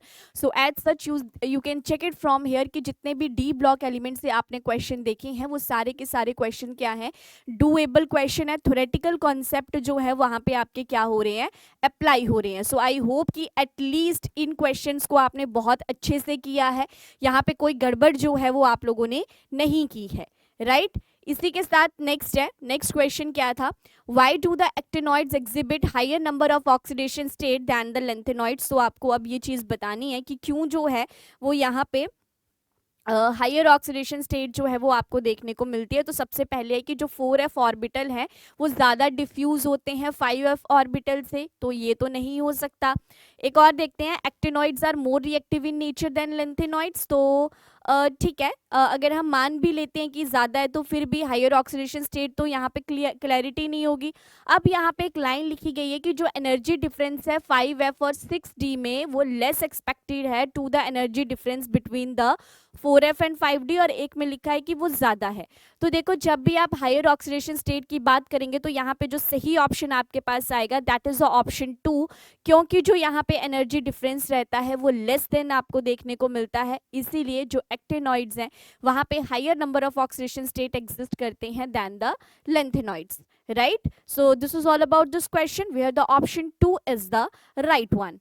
Now the next question, camphor in nitrogen gas is a type of solution. और देखो जब मैंने आपको सॉल्यूशन वाला चैप्टर करवाया था तो मैंने कहा था कि यहाँ से टाइप्स ऑफ सॉल्यूशन से क्वेश्चंस जो हैं वो देखने को मिलते हैं। कैम्फर के बारे में आप सभी ने सुन रखा है, कैम्फर क्या होता है, कपूर जिसे आप कहते हैं, सब्लिमेशन भी शो करता है, मतलब ये तो एग्जिस्ट करेगा सॉलिड फॉर्म में, ठीक है। उसके बाद आपके पास क्या थी, नाइट्रोजन थी। नाइट्रोजन आपके पास कैसे एग्जिस्ट करता है, इन द गैशियस फॉर्म। तो यहाँ पे क्या बनेगा आपके पास, सॉलिड इन गैस, क्योंकि सॉलिड कम अमाउंट में होगा, गैस ज्यादा अमाउंट में होगा। सो here the right answer is what, that is option 2 रहेगा आपके पास सही आंसर। क्लियर। आई होप कि यहाँ तक कोई दिक्कत नहीं आई है आपको, ठीक है। अभी तक जो मुझे लगता है अकॉर्डिंग टू, अगर मैं आप लोगों के नज़रिए से देखूँ तो मुझे ऐसा लगता है कि अभी तक सिर्फ इलेक्ट्रोकेमिस्ट्री वाला जो पार्ट था वो आपको कहीं ना कहीं टिपिकल लगा होगा। अदरवाइज पेपर जो है वो मॉडरेट टू हाई मैं कह सकती हूँ, क्योंकि न्यूमेरिकल्स ने ही थोड़ा लेवल जो है वो अप किया है। सो this is all about this question where the option 2 is the right one. Clear. Next question है, identify the correct order of organic compound in the following chemical reaction. तो आपको यहाँ पे देखने की करेक्ट ऑर्डर आपके पास जो है वो किस तरीके का होगा। तो देखो सबसे पहले रिएक्शन हो रही है मैग्नीशियम के साथ, ठीक है। तो अगर मैं यहाँ पे आपके पास ले लूँ CH3Br, और अगर मैं इसको मैग्नीशियम के साथ रिएक्ट करवाऊँ in the presence of dry ether, then you will get CH3MgBr की फॉर्मेशन जो है वो आपके पास देखने को मिलेगी, ठीक है। ग्रिग्नार्ड रिएजेंट टाइप जो है वो यहाँ पे मिल जाएगा। So I can say this is your first, मतलब this is your first priority, this is your second priority, ठीक है। उसके बाद आपने यहाँ पे क्या करी, हाइड्रोलिसिस करी, वाटर ही था तो यहाँ पे क्या होगा, H और OH जो है वो इस तरीके से आ जाएगा। क्लियर। सो यहाँ पे आपके पास जो है आई कैन से, अगर मैं डायरेक्ट लिखूँ तो यहाँ पे जो है यहाँ से क्या बन जाएगा, CH4 बन जाएगा। उसके बाद क्या था, क्लोरीन की प्रेजेंस में आप इसको क्या कर रहे थे, हीट कर रहे थे। अब देखो CH4 भी था यहाँ पे, मतलब कि थर्ड प्रायोरिटी गई इसको। और ऑब्वियसली बात है क्लोरीन की प्रेजेंस में हीट कर रहे हैं तो यहाँ पे क्या बन जाएगा CH3Cl, एक HCl बाहर और CH3Cl, तो मतलब ये आई आपके पास फोर्थ प्रायोरिटी। तो इस तरीके से मेरे पास ये क्या बन रहा है BADC, where it is. So here the right answer is what, that is option 1 जो है वो आपके पास क्या रहेगा, सही आंसर रहेगा। And I think this is the cutest question of the organic chemistry, ठीक है, बहुत अच्छा क्वेश्चन था ये, कोई सच एज सच कैलकुलेशन नहीं थी, इवन आपके सामने सारे के सारे रिएक्टेंट्स और प्रोडक्ट्स भी दे रखे थे, you just have to identify कि सबसे पहले जैसे क्वेश्चन मार्क में दिया गया है सबसे पहले क्या आएगा, उसके बाद में क्या आएगा, बस ये चीजें आपको यहाँ पे कैलकुलेट करनी थी, right. So this is all about this question, clear. अच्छा चलिए नेक्स्ट चलते हैं। सो this is your question number 44, that is consider the following statement regarding the osmotic pressure. Osmotic pressure is what, that is your colligative property, ठीक है। और हमें यहाँ पे क्या फाइंड आउट करना है, you have to find out the correct statements here. तो ये भी चीज हमने देख ली। फर्स्ट था molar mass of a protein can be determined using the osmotic pressure method, जो मुझे लगता है बिल्कुल सही है, क्योंकि हम प्रोटीन का अगर मोलर मास फाइंड आउट करते हैं तो हम वहाँ पे osmotic pressure colligative property osmotic pressure का यूज कर सकते हैं। नेक्स्ट है कि osmotic pressure is proportional to the molarity. अगर मैं इस चीज की बात करूँ तो हमारे पास क्या होता है, pi is equals to I NY/V RT रहता है, और NY/V आपके पास क्या होता है, मोलरिटी होता है। तो यहाँ से एक बात क्लियर है कि ये डायरेक्टली प्रोपोर्शनल है मोलरिटी के। सो आई कैन से कि ऑप्शन बी भी आपके पास यहाँ पे क्या है, सही ऑप्शन है, right. And the next one, reverse osmosis occur when pressure larger than osmotic pressure is applied to the concentrated solution side. Obviously क्योंकि यहाँ पे आपको ज्यादा फोर्स लगानी पड़ती है रिवर्स ऑस्मोसिस में, सो ऑप्शन सी भी मुझे लगता है कि सही है यहाँ पे। और इसी के साथ लास्ट है कि जो एडेमा अक्कर है due to the retention of water in tissue cell as a result of osmosis. So yes, so I can say here the right answer is what, option 3, क्योंकि यहाँ पे सारी की सारी स्टेटमेंट्स जो हैं वो सही हैं। सो यहाँ पे ऑप्शन 3 आपके पास क्या रहेगा, सही आंसर रहेगा। अब देखो कितना अच्छा क्वेश्चन डिजाइन किया गया है। ऑस्मोसिस और ऑस्मोटिक प्रेशर से रिलेटेड ऑलमोस्ट जितने भी लाइन्स हम पढ़ते हैं कि हाँ ये चीज़ इंपॉर्टेंट है, वहाँ सभी से उन्होंने क्वेश्चन जनरेट किए हैं, क्योंकि स्टेटमेंट वाइज क्वेश्चन का ये है कि आपके पास ज़्यादा कॉन्सेप्ट अप्लाई होते हैं, आपकी नॉलेज को ज़्यादा चेक किया जा सकता है। इसीलिए आजकल जितने भी एग्जाम्स होते हैं मैक्सिमम टाइम जो है वो वहाँ पे आपको स्टेटमेंट वाइज क्वेश्चन ज़्यादा देखने को मिलते हैं, clear. So according to the question number 44 the right answer is what, that is option 3 is the right answer, clear. चलिए नेक्स्ट चलते हैं। अब देखो ये क्वेश्चन था कि vapour pressure of pure liquid A and D at 50 degree Celsius, एक आपको दिया है 500 mm of mercury and then 800, and the binary solution of A and D boils at 50 degree Celsius and 700 mm कर लेना mm of mercury, ठीक है। The mole percentage of D in the solution. तो देखो इस क्वेश्चन को जो है वो आप रॉल्स लॉ की हेल्प से भी एक्सप्लेन कर सकते हैं, ठीक है। अगर मैं यहाँ पे बात करूँ कि आपके पास कौन कौन सी चीज़ गिवन है, तो देखो you have what, that is अगर मैं A की बात करूँ P0A, ठीक है। अगर मैं इसकी यहाँ पे बात करती हूँ, so you have P0A is equals to 500 mm of mercury, right. एक आपके पास ये चीज़ दी गई है। उसके बाद आपके पास यहाँ पे क्या दिया गया था, जो स्टैंडर्ड की अगर मैं बात करूँ that is your this one, ठीक है। P0 0 ले लो या D ले लो इसको, that is your 800 mm of mercury रहेगा यहाँ पे। और इसी के साथ अगर मैं P0 टोटल की अगर मैं बात करती हूँ, so it is what 700 mm of mercury जो है वो आपको यहाँ पे देखने को मिलेगा, क्लियर। यहाँ तक अभी हमने गिवन लिख लिया। अगर अब मैं अप्लाई करूँ आपके पास यहाँ पे कि एक फॉर्मूला हम रॉल्स लॉ के अकॉर्डिंग यहाँ पे एक्सप्लेन करेंगे या प्रोवाइड करेंगे, so you will get that is your PT, that is your total. उसके बाद आपके पास यहाँ पे आ जाएगा P0A, ठीक है। P0A जो है वो आपके पास वैल्यू क्या है यहाँ पे गिवन है, साथ में आपके पास आ जाएगा P0D, और यहाँ पे आपको मोल फ्रैक्शन निकालनी थी, ठीक है। XD आ जाएगा, नॉट XD, यहाँ पे आएगा आपके पास XA, ठीक है। सो XA प्लस यहाँ पे क्या आ जाएगा, that is your P0D। So put in this P0D आपके पास कितना था, दैट इज 700 था। P0A आपके पास कितना था, 500 था। यहाँ पे कितना आ जाएगा, दैट इज अगेन आपके पास यहाँ पे आएगा 800, और XA मोल फ्रैक्शन आ जाएगी, प्लस आपके पास जो है P0D कितना था, दैट इज योर 800 था.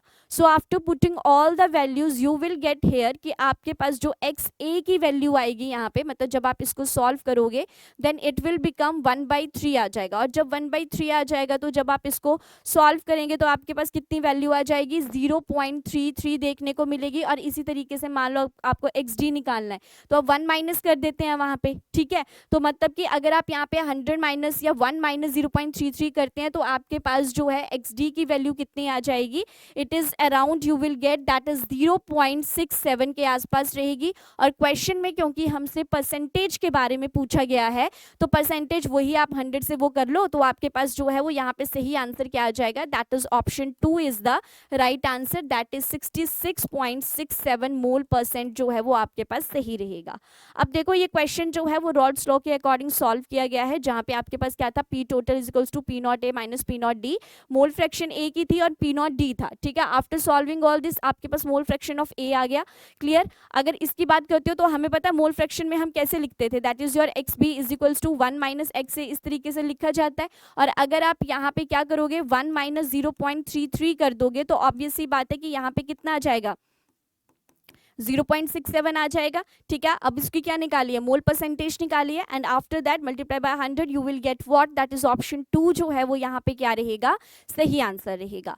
Clear. So this is all about the question number 45 where the option 2 is the right answer. Now the next question, आपके पास एक रिएक्शन है. ठीक है, जहाँ पे 2a2 प्लस 1/4x 2a2x और वो कह रहा है कि volume is increase to double its value by decreasing the pressure on it if the reaction is first order with respect to x.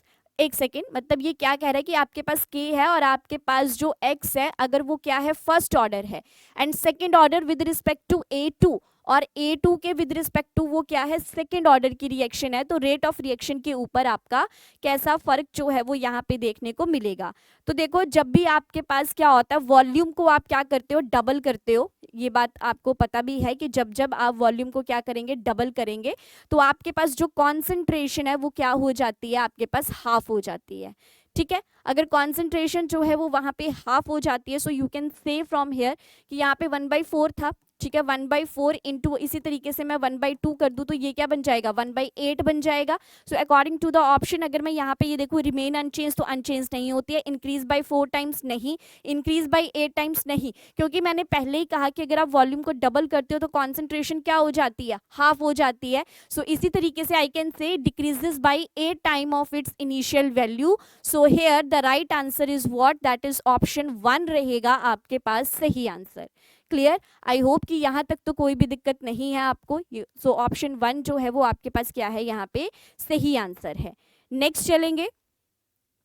देखो the question is the total number of sigma bonds present in P4O10. और देखो ये P block element से सिर्फ एक ही question जो है वो आपको देखने को मिला था और मैंने कहा था तब भी क्लास में कि ऑक्सो एसिड और फॉस्फोरस से रिलेटेड क्वेश्चंस आते हैं, चाहे वहाँ पे ऑक्सीडेशन स्टेट से पूछे, चाहे फॉर्मूला के ऊपर पूछे, चाहे फिर वो आपसे नंबर ऑफ बॉन्ड्स के ऊपर क्वेश्चन पूछें या एसिडिटी और बेसिसिटी के ऊपर भी बहुत बार क्वेश्चन जो है वो यहाँ पे पूछे जाते हैं. सो here the right answer is what. So when you calculate all these things, so 1 2 3 4 5 6 7 8 9 10 11 12 13 14 15 and 16. तो यहाँ पे आपके पास रहेंगे कितने, that is you get the option 3 16 sigma bonds जो है वो आपको यहाँ पे देखने को मिलेंगे. ये क्वेश्चन बहुत ज्यादा इंपॉर्टेंट है, ये आपको किसी और एग्जाम में भी देखने को मिल सकता है. ठीक है, सो यहाँ पे सही आंसर आपके पास क्या था, that is option 3 is the right answer. Clear. So this is all about this question. Now the next one, question number 48. So that this question is from the metallurgy chapter. In the electrolysis of alumina, to obtain the aluminium metal, the cryolite is added mainly to. cryolite आपके पास क्या होता है, मैंने पहले भी कहा था Na3AlF6 को आप cryolite कहते हैं. और इसका क्या यूज है, तो ये क्या करता है कि जहाँ पे टेम्परेचर 9000 डिग्री सेल्सियस था वहाँ से टेम्परेचर को जो है वो 900 डिग्री सेल्सियस तक ये डिक्रीज कर देता है, इसीलिए हम इसका जो है वो यूज करते हैं. तो अगर मैं ऑप्शन 4 की बात करूँ कि क्या ये इलेक्ट्रिकल कंडक्टिविटी को इंक्रीज करता है, नहीं.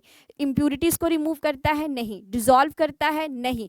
Lower the melting point of alumina. So this is your right answer. So I can say according to the question number 48 आपके पास जो सही ऑप्शन आएगा that is what, option 1 is the right answer. Clear. So इस चीज को वैसे भी थोड़ा ध्यान रखना है आपने कि क्रायोलाइट का काम क्या होता है. मेल्टिंग पॉइंट को वहां पे क्या करना है, आपको कम करना है। ठीक है जी, चलिए नेक्स्ट चलते हैं। Identify the order of reaction if it's rate constant is 2 × 10⁻⁻² second inverse. अब देखो ये बहुत ही इजी क्वेश्चन था और इसमें कोई कैलकुलेशन नहीं थी, आपको सिर्फ order of reaction find out करना था। तो हम किसके ऊपर फोकस करते, उसके यूनिट्स के ऊपर। And we know that second inverse आपको किस केस में देखने को मिलता है, that is first order reaction का ये क्या है, आपके पास यूनिट है। So yes I can say here the right answer is what, that is option 2 रहेगा आपके पास सही आंसर, क्योंकि we just have to focus on this part. Clear, that is your second inverse, right. चलिए next चलते हैं, this is the last question और question is what, for the complex reaction the order of reaction is equals to. तो अगर आपके पास कोई भी reaction एक कॉम्प्लेक्स फॉर्म में है तो वहां पे ऑर्डर ऑफ रिएक्शन जो है वो किसके बराबर आपको देखने को मिलता है। सो फर्स्ट ऑप्शन है sum of stoichiometric coefficient in balanced chemical equation, तो यहाँ पे इसके बराबर रहेगा, या फिर मॉलिक्यूलरिटी, या फिर order of the fastest step of the reaction, या फिर molecularity of the slowest step of the reaction. तो आपने हमेशा पढ़ा है कि स्लोएस्ट स्टेप जो है वो डिटर्मिनिंग स्टेप रहता है और वहां से ही आप ऑर्डर ऑफ रिएक्शन को फाइंड आउट कर सकते हैं। So yes here the right answer is what, option 4 रहेगा आपके पास सही answer. Clear, so this is all about the chemistry PYQ of 2024 जो कि आपका 15 मई को एग्जाम हुआ है। ठीक है, सो आई होप कि जितने भी क्वेश्चंस हमने यहाँ पे किए हैं वो आपको समझ में आ गए हैं कि किस तरीके से आपने उनको सॉल्व करना था। एंड आई ऑल्सो होप कि आप लोग अच्छा पेपर करके आए हैं। तो जिन क्वेश्चंस को स्किप करना था उन क्वेश्चंस को स्किप किया है, नेगेटिव मार्किंग अटेम्प्ट नहीं की है, क्योंकि ये भी एक बहुत बड़ा रोल प्ले करता है जब आप क्वेश्चंस अटेम्प्ट करते हैं, right. So this is all about today's session. I hope कि आपको चीज़ें समझ में आ गई हैं। So thank you so much. और जाने से पहले सभी ने लाइक करना है, शेयर करना है और चैनल को सब्सक्राइब जरूर करना है। ठीक है, क्योंकि ऐसे ही CUT के रिगार्डिंग जो है वो आपकी क्लासेस अभी कंटिन्यू रहेंगी, आपको MCQ सेशंस जो हैं वो देखने को मिलेंगे। सो जल्दी से जल्दी सभी बच्चों ने सब्सक्राइब जरूर करना है, लाइक कर दो, साथ में शेयर भी जरूर कर दो। Clear, so thank you so much everyone. Okay, thank you so much for the session.